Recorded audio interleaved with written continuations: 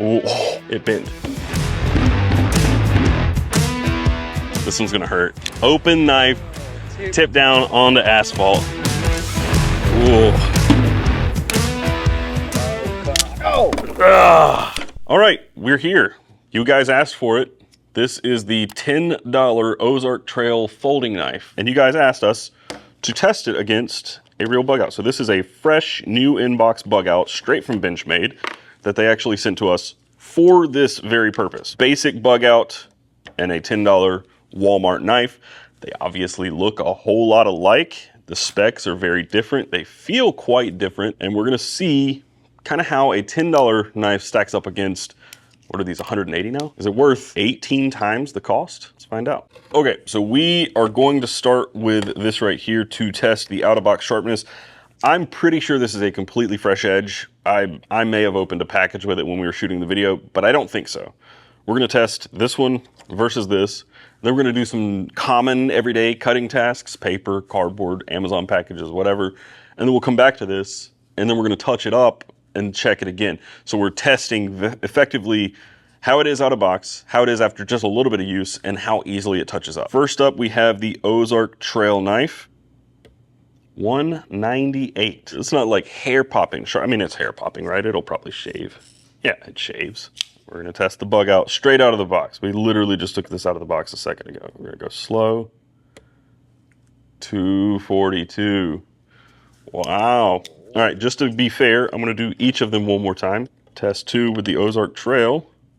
We're gonna go like different parts of the blade too. 208. All right. So 198, 208 for the Ozark Trail. 248 with the bug out? 240. 240. And now we'll go kind of deeper on that belly again, just like we did with the Ozark Trail.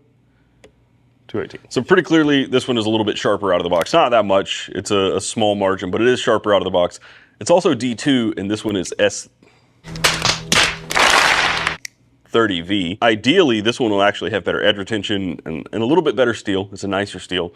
This one's D2. There are questions about this D2 that I have. It has been confirmed it's actual D2 by other people here on YouTube. I didn't question that it was actual D2, but there are levels to D2.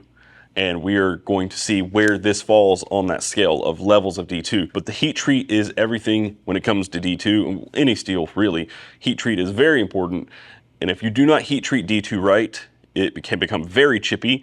It can be brittle. It can be horrible at edge retention. So we're gonna see where this one falls up against something that's kind of tried and true and we know to be a very good steel. All right, this doesn't really prove anything, but I wanna show cutting paper, and effectively I want to show that like a difference of 40 points on that scale is not that different. They're both going to cut paper just fine. One might have just a little more drag than the other. So Ozark Trail first. Come on now, dog. There we go. I actually feel like this one's cutting better than this one did. They're kind of close. It's really not all that different. So paper cut test. Everybody does it. It doesn't really prove anything. It's just Formality. It's a formality, and I felt like we had to do it.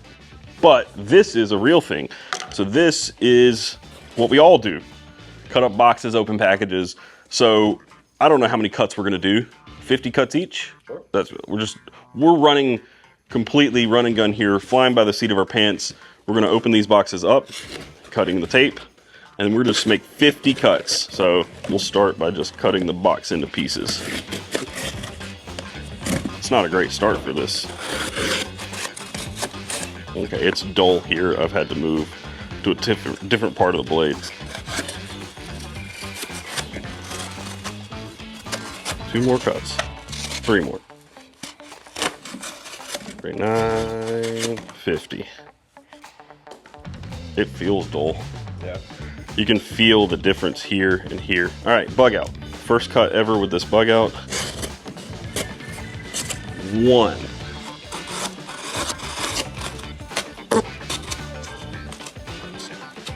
Part of it is this cardboard too.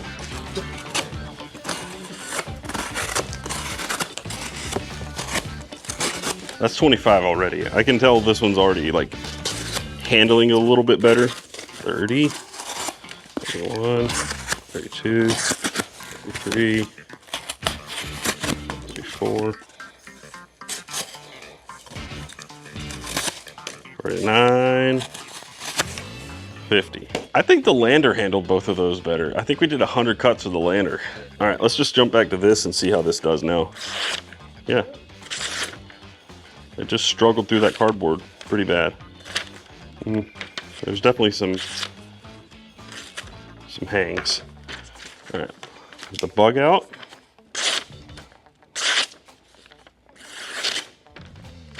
It definitely feels sharper. Like it's biting a little bit better into the paper and cutting smoother. Right, you can even kind of hear it maybe. Right, that versus this sounds like it's got a little bit more resistance. I don't know if you can hear it. I feel it.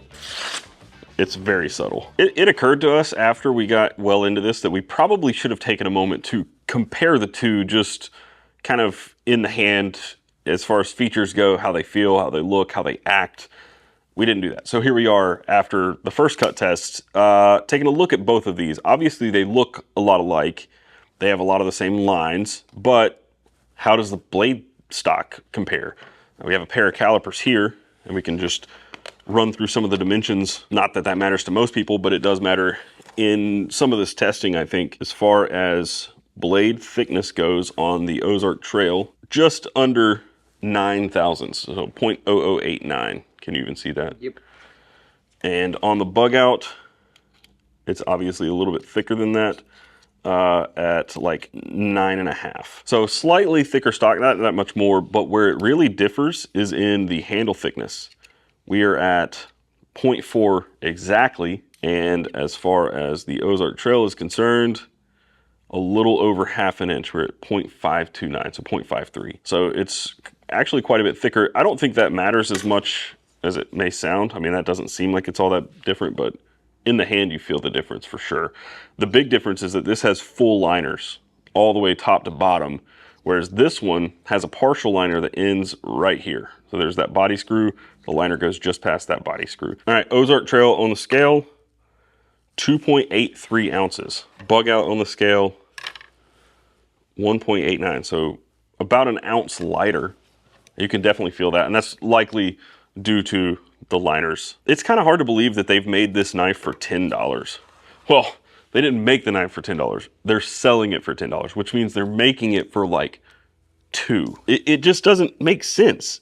How can you possibly make a knife with D2 steel, a coated blade, you got thumb studs to make, you've got an axis lock, you have bearings, you have a custom pivot that you're probably not using on any of your other knives, you have these body screws, you have liners, you have standoffs between those, a deep carry clip that feels substantial, and it's selling for $10. It just doesn't feel right. All right, so 50 cuts on cardboard each. Not super scientific, every cut's a little different, so it's not exact, but we went from roughly like 198 to 210-ish with this to 248, which is about where the bug out started. So let's reset this and see where the bug out is. All right, bug out after 50 cuts, lower than before. I love these tests. They're so great, aren't they? Yeah. They really are. Every time. We're gonna test each of these one more time. Go slow. Ooh. 460. That's a huge difference. I didn't do anything different here. Like I did it about the same.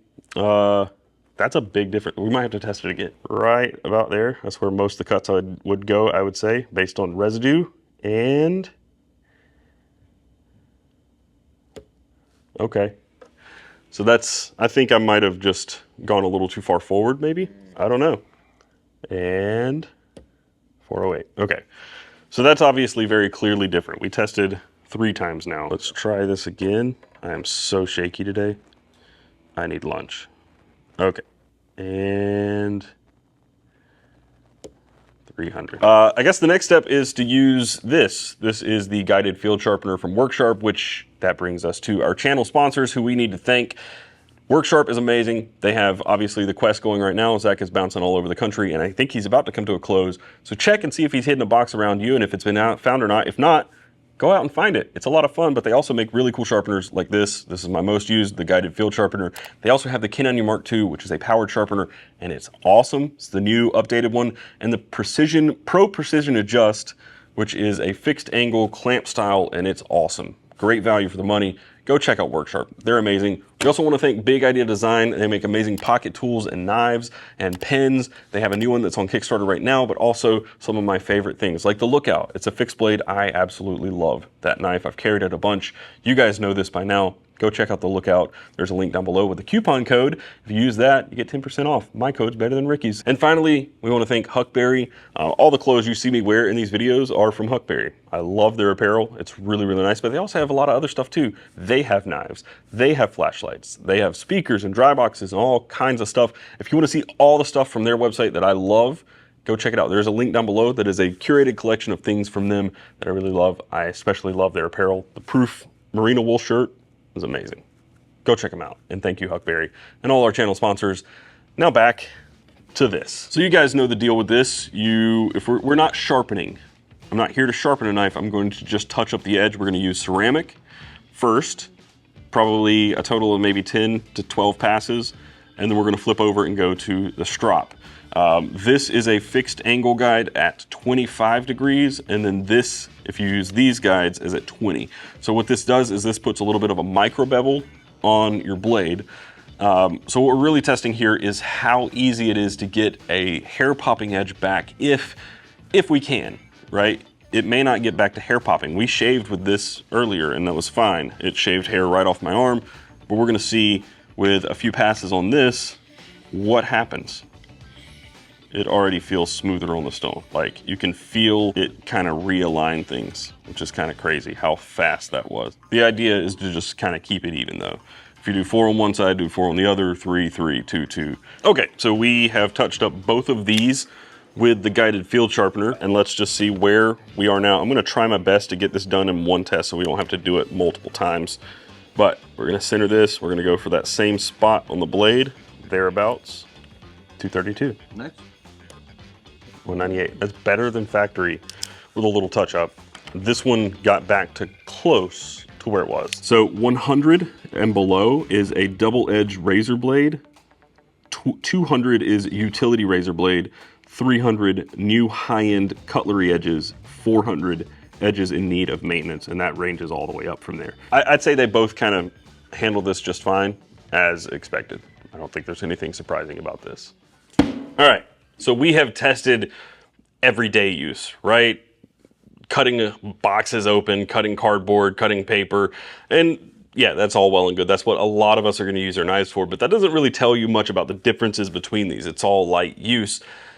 To really start to see the differences between these two knives, if there are any notable differences, you're going to have to start focusing on heavier use. And when Ricky and I were talking about what to do, we kept coming back to the Preparinator. And so we made kind of like a spiritual successor. We don't have some of the other stuff, but we do have staples, thin string, medium rope, heavy rope. So we're gonna start here and then we're gonna start ramping it up as we go. And then eventually, after we get through our hard use, we're gonna go to abuse, drop tests and things like that to see where they break or fail. We are gonna start with the first 3 tests from the Preparinator. Light string should not be a problem. It's not. This one, also pretty easy, but this, I think this is gonna be one where you're gonna see a difference. So our heavy rope. I don't know why I started doing this left-handed. I'm not really predominantly left-handed. It's actually getting through this pretty easily. Almost. That's not too bad. And then we're gonna do 2 staples. Ooh. It's already bent. It bent. Oh, snap. Look It's at that. bent. Yeah. 1 staple. I don't know if we can get it. Let's go on the back side. Ooh, it's torquing that blade.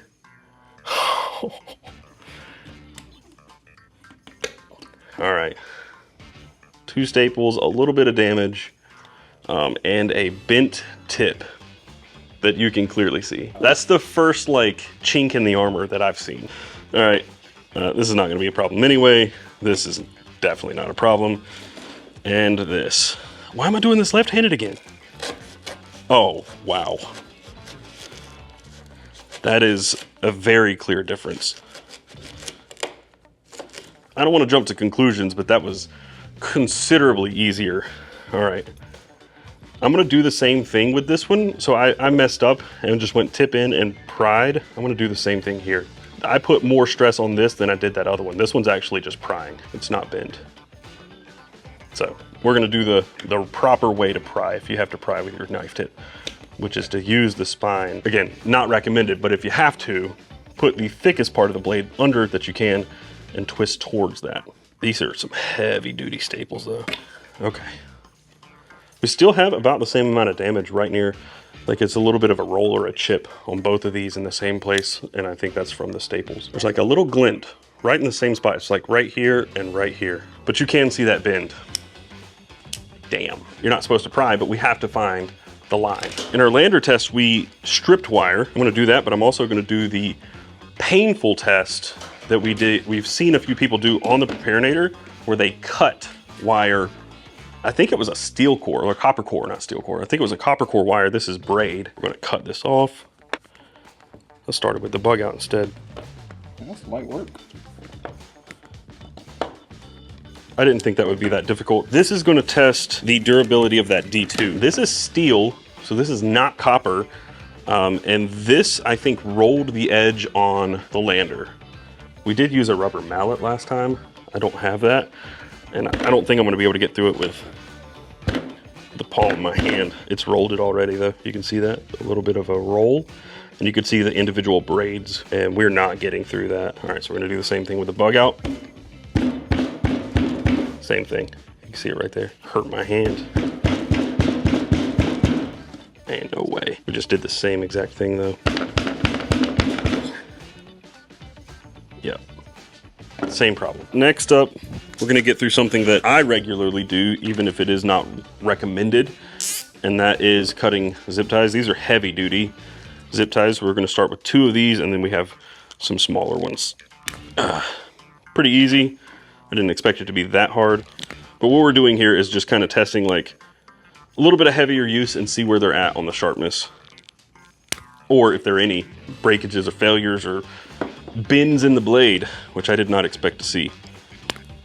Easy peasy. It definitely feels like the bug out is kind of getting through some of this stuff easier. Like this rope was noticeably easier. One thing we did with the lander that really stressed the blade a lot, at least in terms of how sharp it was rubber hose and PVC. So we're just gonna cut, let's say 10 slices of this hose, just cross section like this right here.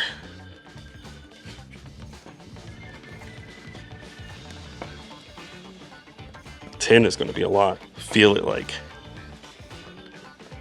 not being as sharp as it was. You can always kind of force it through. You have a working edge that'll stay a working edge for a long time, but that blistering, hair-popping sharpness is gone pretty quickly, and that's just true of any knife and any steel. We're gonna go ahead and just cut them in half too. I feel like I'm preparing food. Dude, there were so many people mad that we went and bought a brand new garden hose to do this with. We're like, you have one at home. There were so many comments from the lander video where people were like, just go home and get it. It's a 30-minute drive to my house. Like, I'd rather just buy the hose and have one to destroy every time. All right, 10 cuts with the bug out.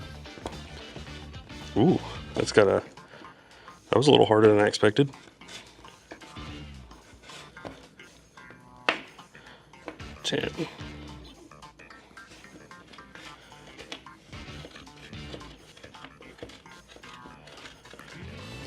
All right, and finally we were gonna do the can test, but 3 separate times now I have forgotten to go buy a can of beans. But instead, since we don't have that, we're either gonna cut the top or the bottom off of a monster can.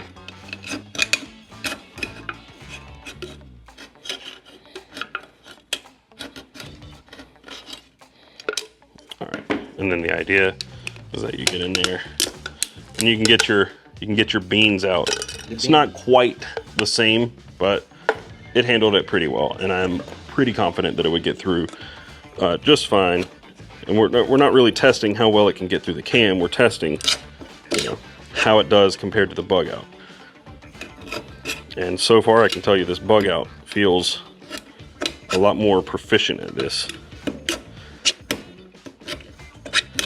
Probably can attribute that to a harder steel, if I were to guess.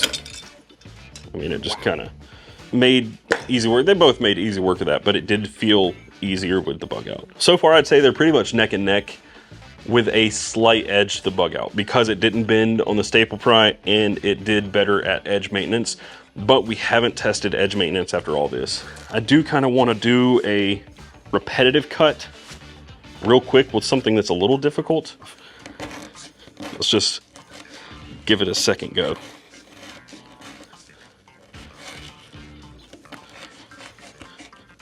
We're putting more work on the belly than anything.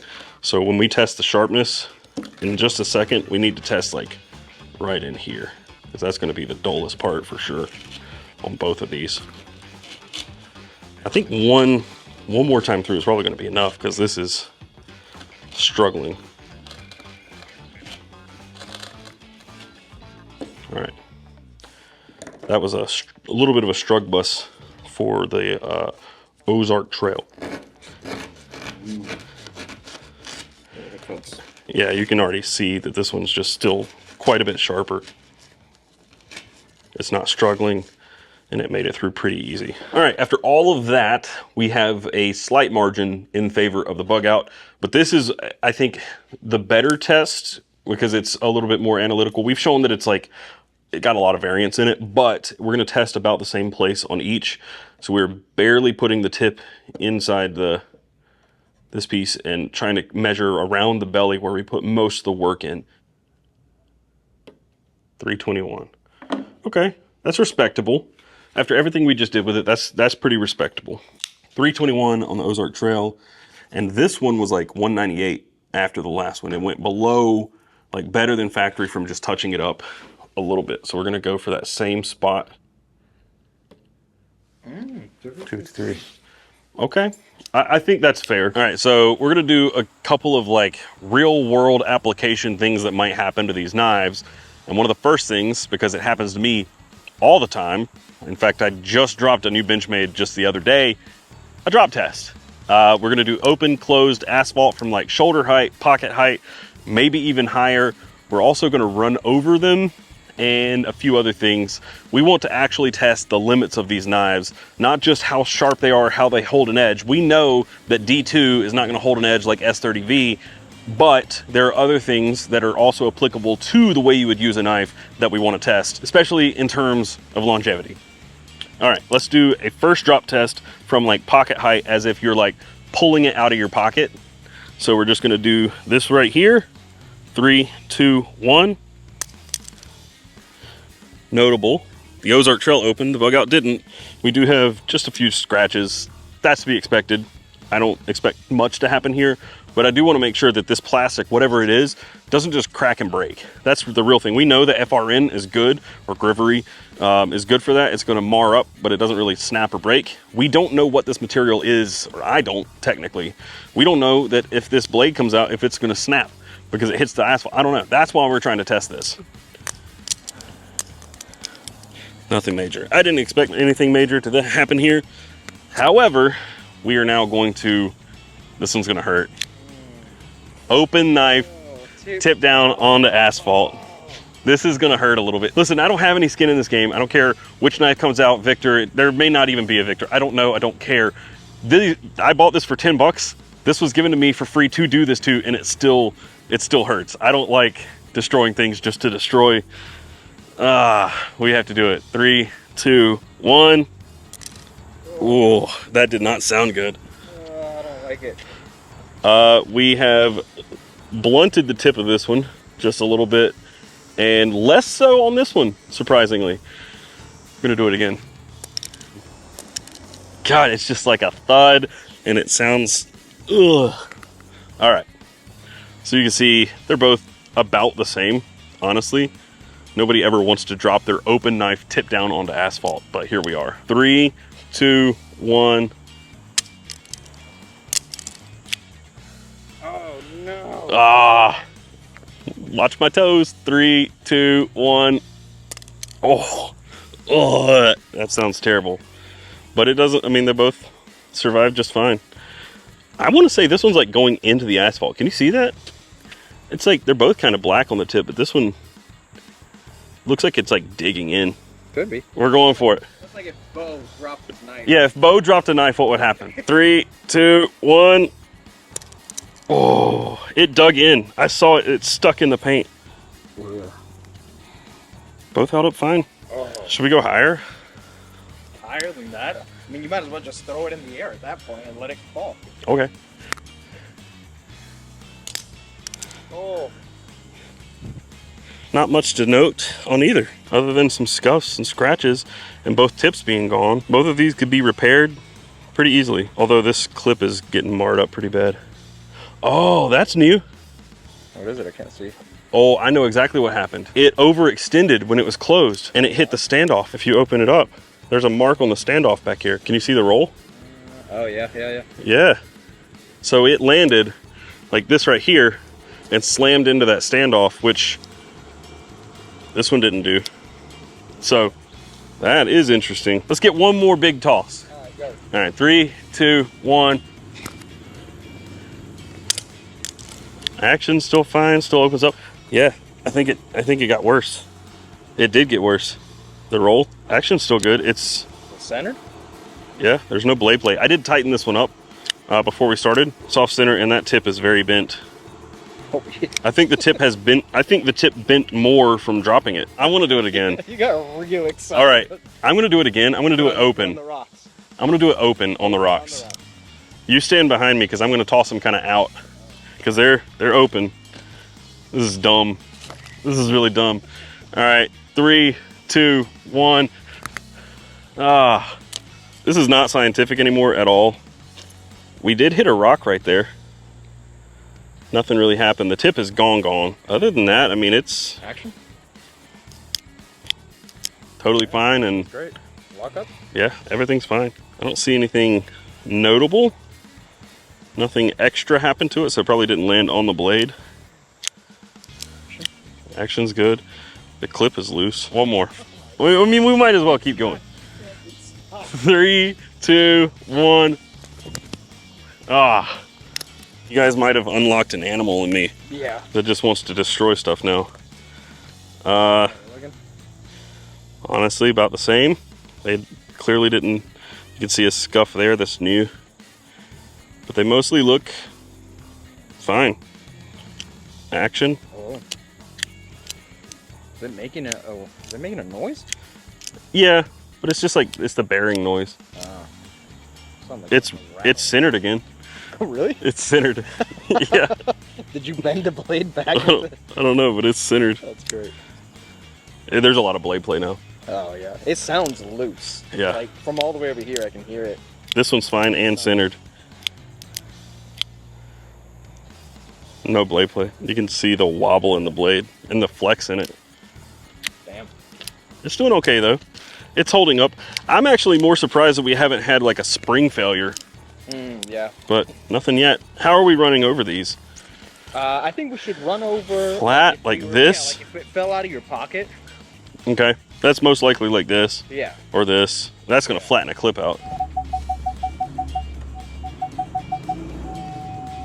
Seems fine. Yeah, it's off center to the other side now. Bug out's fine. There's play in it now. Oh, I can feel movement. There's movement somewhere, but I don't know what is broken.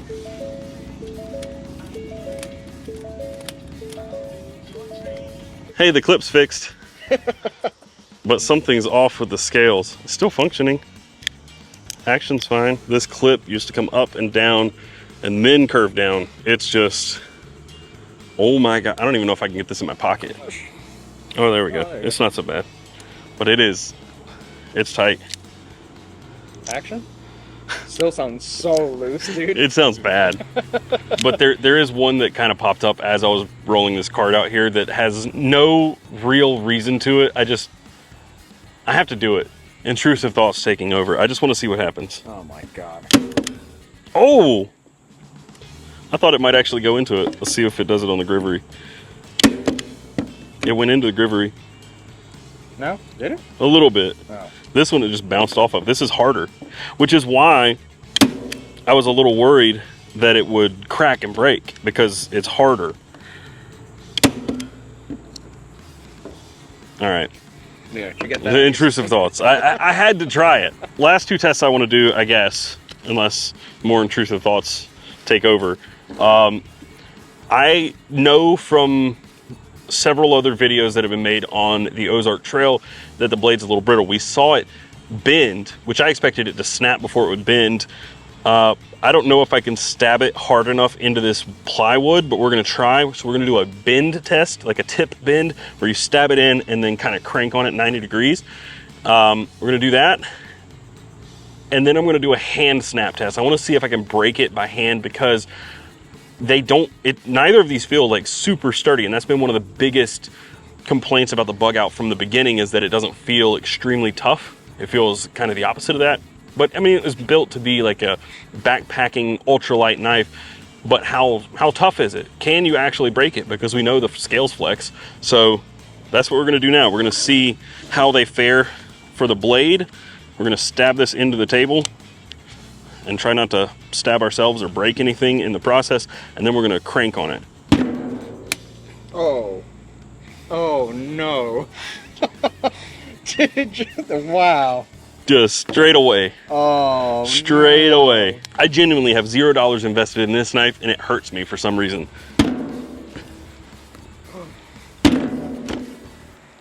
That's pretty damning right there. This snapped off easy. We do it again. Intrusive thoughts? Oh, it won't. Can't stab it in. No. But this one just bends the wood. So that right there is a very clear indicator of what's going on. This is a heat treat issue, but also maybe the thinness, because the stock on this is thinner than the bug out as well. I wasn't sure what to expect, but I didn't expect it to break off that easy. I thought I would have to put up a fight. It literally, like, as soon as I torqued on it a little bit, it snapped. And that, to be fair, we did a lot of drop tests on it, so it could have cracked, but we also bent it earlier with a staple, so that also affects that. But we did all the same stuff to the bug out. We did not bend it when we were prying. I did the exact same prying. I probably put more force into the bug out. So that's a clear separator. But this is the last test, and I don't know how I feel about this, but we're gonna just try to bend this. I'm gonna grab them both the same way. So this one is a partial scale. I'm gonna be putting my hands at the end of the knife and of the handle and torquing on both of these. 3, 2, 1. I felt the scale breaking or something. Like it bent pretty hard, but it went back. All right, here we go again. Oh, it cracked. It cracked. Oh. Where? Oh. Right there. The scale cracked and the liner bent. I think I can break this one. I stopped. I think I went a little harder on the bug out because I just wasn't sure. Put some backbone into but it. I think this one started to break and I let off. All right, we're gonna do both of them one more time. Put your back into it. Oh, it's going right back. Oh, it's bent. There's a bend. If I close it, you'll see it. Oh, God. This one broke though on the first one. We haven't gone a second time on this one. All right, going a second time. Oh, God. Oh! Ah. Okay, so you can break a bug out by hand, and it snapped the liners. Oh, no. That's so sad. But it just shows you what a full liner can do. Like, it's heavier, it's more robust, but it's not gonna break on you. I mean, you would have to be doing some really stupid stuff to do this with any knife. Yeah, like breaking it by hand.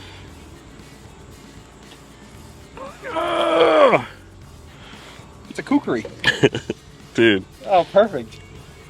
Oh no. I literally just snapped a bug out in half by hand. That doesn't make me feel good. I didn't think I would be able to do that, honestly. Like, I knew that it flexes. I didn't think it would snap at the liners. I thought if it were going to snap, it'd snap past the liners, which are another 1/2 inch this way, or 3/4 of an inch. The moral of the story here is the bug out a better knife? I think so. And that's mainly coming down to the blade having better heat treat, being a better steel. But is it worth 18 times that of an Ozark Trail? And that's a question I can't really answer for you. Like, yeah, you could buy 18 of these for one of these if they were in stock still, because everybody's going crazy and bought them. But you could buy 18 of them to one bug out. But for me, I would not want to have a knife that I'm going to need 18 versions of to last the same as one other knife. But that doesn't mean that you shouldn't feel that way. If you want something that's cheaper and you go to the store and get a new knife every time it breaks, cool, right? That's fine. There's no right or wrong here. But in my opinion, if I'm getting a knife that's kind of similar to these knives, with a lightweight crossbar lock in mind, there are a bunch of different options out there. This right here, I think, is my pick, which is the Hogue Deca. This one obviously has titanium scales on it.